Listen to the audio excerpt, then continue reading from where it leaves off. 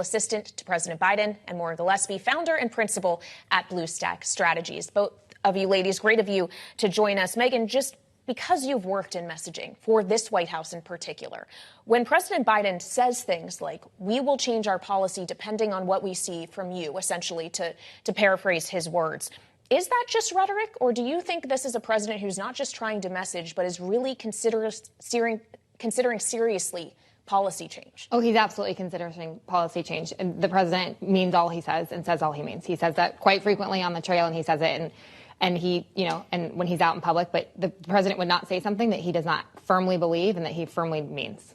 This is an instance, though, of a private conversation today with Benjamin Netanyahu. A fairly sternly worded readout from the White House. But in terms of getting in front of progressive voters to say, hey, we're actually making changes here, what does Joe Biden need to say? He's got people's attention now. Everyone knows that conversation took place today. How does he use it? I think, look, he's doing what he can, right? He's saying these things. He's saying that there needs to be an immediate ceasefire. He's saying that they need to make changes and to have aid come in and that they're taking note of what their next steps are. He's doing what he needs to do. And I think that where people are still going to be protesting and people are still going to take note, I think, actions speak louder than words. And this is one of those circumstances where the next actions are going to really matter or really make sense of what he means in this statement. He also says, though, that he supports Israel in their defense of Iran and terrorism. So I think, that he's saying that both of these things can be true, and he's looking for action from Israel and to take care of the people of Gaza and their humanitarian crisis. Well, we may already be starting to see action from Israel. A statement was just published from the end of Israel's Security Cabinet meeting in which they approved opening the Erez crossing, which is another area into Gaza, in order to get humanitarian aid through. Maybe this is the kind of thing the administration is looking for. Well, those would be the actions we'll see. Megyn's talking about. Right. And we did hear from John Kirby, the NSC spokesman, today that he expected actions within days and weeks. Or hours or days, I think is what he said, pretty near term. But Maura, just to bring you in here, if the administration doesn't see enough from Israel and we start to have a more serious conversation about potential conditions on aid, are Republicans going to go for that, or would this just run into more domestic political difficulty? The aid question will continue to, I think, hit some roadblocks when it comes to Congress and their ability to get funding to the president's desk. But I think on the larger conversation about the importance of supporting our allies, there are still hostages. People seem to have forgotten that part. Hamas provoked by assaulting thousands of Israelis, innocent Israelis. And I think that that's really what's gotten lost here in this conversation, and that needs to be remembered.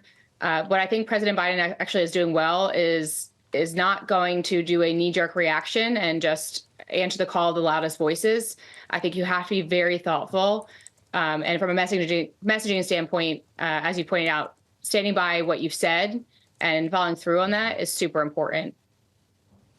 Well, while we talk about, actions versus words, Megyn, how can the president continue to criticize Israel with a straight face while we continue to ship 2,000-pound bombs that are being dropped on Gaza? I think he's making it clear that this is, if you guys are going to continue to target aid workers and to further have a crisis with the humanitarian crisis in Gaza, that this is all going to be conditioned. And I'm not an expert in how we appropriate our help to Israel, so I'm not exactly sure what can be done and what's already been appropriated here. But I do think that from this point forward, the president means business, and he is taking note.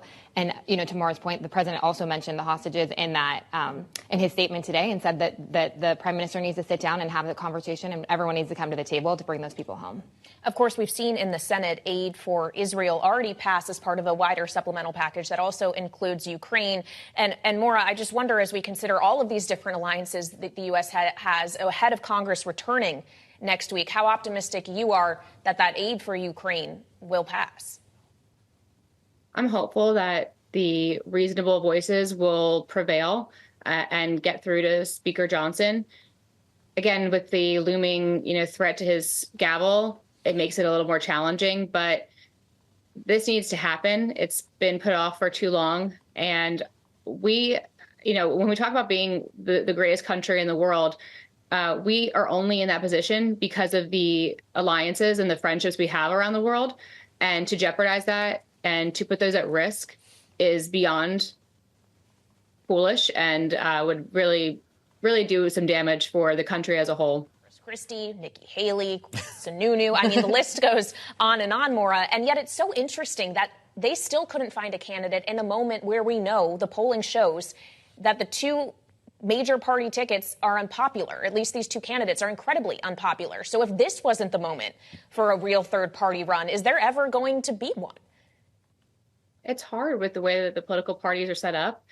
Because there is so much political capital that you would waste or potentially waste by, creating this third party run and what No Labels was purporting to do. I do think that people are dissatisfied with the two choices.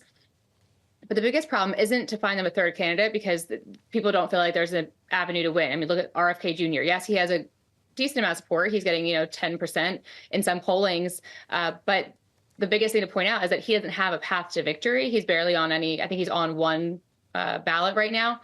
So that's the problem. The biggest issue is that people aren't going to go out to vote. And that really impacts the down ballot races, because if people have the fatigue about the Biden versus Trump again, that may deter them from even showing up to vote in the first place. Joe Biden is going to Baltimore tomorrow. This is an important moment for him, remembering the many calls for him to go to East Palestine. He showed up there following that train derailment a year later. Not that the president is going to be, picking up a welding torch and removing this bridge. What will his job be there? I think he's there to comfort the families who lost folks and to comfort the state. It's, he's close with Governor Moore, and the mayor has done an incredible job. He's there to be supportive. He's already announced that the federal government's fully going to fund this. Does he make a request for emergency funding while he's at it? That I don't know. We'd have to talk to our domestic policy folks over at the White House. But I do, he's already said that he's fully supportive in funding. He's obviously a huge supporter of infrastructure. He knows how important bridges are to infrastructure, the economy, the port there. It's super important. I think that he's there, but he's there to be supportive and to put the full weight of the federal government behind the state to rebuild, to get the Port of Baltimore back up and moving. Well, our colleagues here at Bloomberg are reporting this evening that federal officials could actually be releasing the preliminary findings of their investigation into the bridge collapse as soon as the coming days. It could be made public, according to people familiar with the matter. Maura, just quickly, as Megan is talking about Biden's promise for this to be federally funded, could this actually run into any roadblocks in Congress, or do you think this is one thing that everybody will be able to get their heads together on?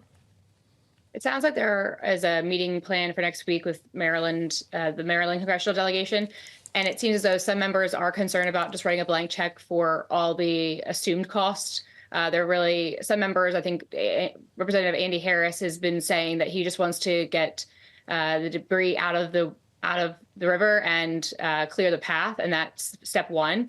I think that this is something that's pretty massive, obviously, and needs to get done. It's a major pathway for ships and cargo and for people who are commuting across that bridge every day. So this is something that needs to be expedited, for sure. All right, Maura Gillespie and Megan Hayes, our wonderful political panel this evening. Thank you so much for joining us. And Joe, we didn't get a chance to talk to them about DJT. Yeah, we'll have to do that tomorrow. Not the ticker symbol, the actual DJ. Yes, and it's the former president at Mar-a-Lago. Apparently, he really likes to control the yes and the volume. Another reason to join us tomorrow.